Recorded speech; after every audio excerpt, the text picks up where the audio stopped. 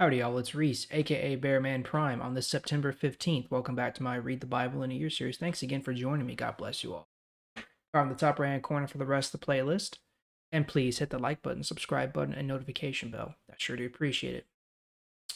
All right, so lately we've been covering the event in the time of Jesus' earthly ministry known as the Last Supper, where he shares Passover supper with his 12 disciples just before he is arrested and then sent to die. He is preparing them for that time when he will be taken by his enemies, when they will crucify him and all of that. He's trying to prepare his apostles for that. He's trying to comfort them, tell them that it's going to be okay, these things have to happen, so on and so forth. So let's continue on there in that same vein. Let's go back to John 14 today. Pick it up in verse 15, where Jesus will give them a promise about the Holy Spirit. This is Jesus speaking. If you love me, you will do what I command. I will ask the Father, and he will give you another helper to be with you forever. The helper is the Spirit of truth. The people of the world cannot accept him because they don't see him or know him. But you know him. He lives with you, and he will be in you. I will not leave you all alone like orphans. I will come back to you. In a very short time, the people in the world will not see me anymore. But you will see me. You will live because I live. On that day, you will know that I am in the Father. You will know that you are in me and I am in you. Those who really love me are the ones who not only know my commands, but also obey them. My Father will love such people, and I will love them. I will make myself known to them. Then Judas, not Judas Iscariot, said, Lord, how will you make yourself known to us, but not to the world? Jesus answered, All who love me will obey my teaching. My Father will love them. My Father and I will come to them and live with them. But anyone who does not love me does not obey my teaching.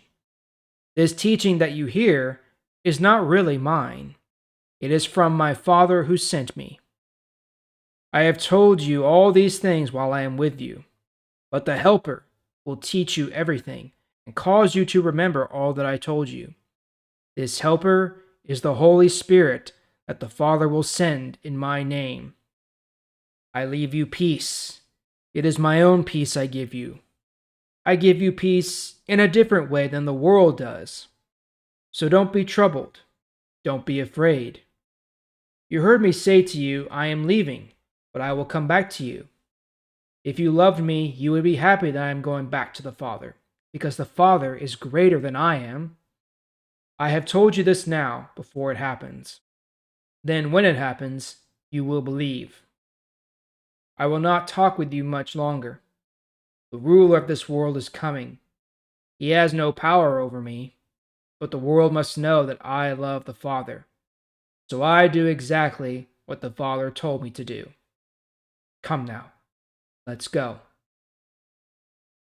All right, so Jesus is talking what's going to happen more or less immediately after he is resurrected from the grave.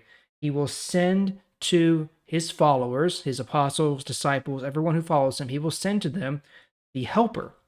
And the Helper, as he says here, is the Holy Spirit. So remember, God exists in a Trinity. Okay, God is three in one. You have God the Father, the heavenly being, God the Son, who came to earth in the form of man, so he's more or less the physical being.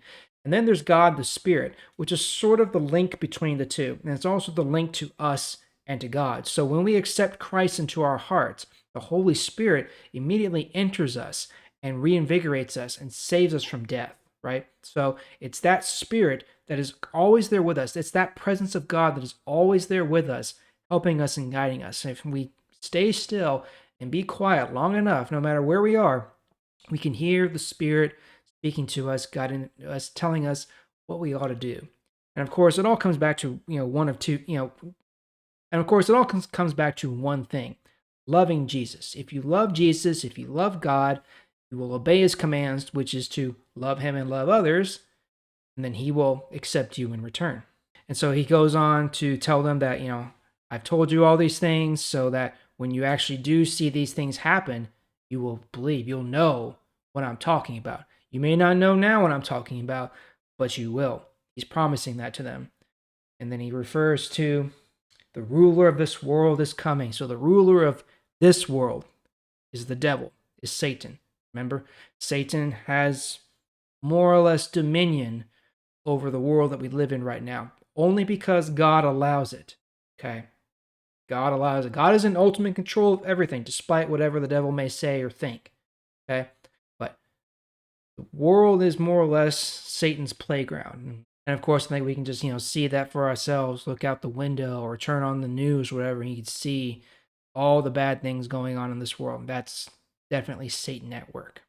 But there is good news. And we'll see the result of that good news here very soon. That's all for today. Thank you again for joining me. I sure do appreciate it. I'll see y'all tomorrow. Bye.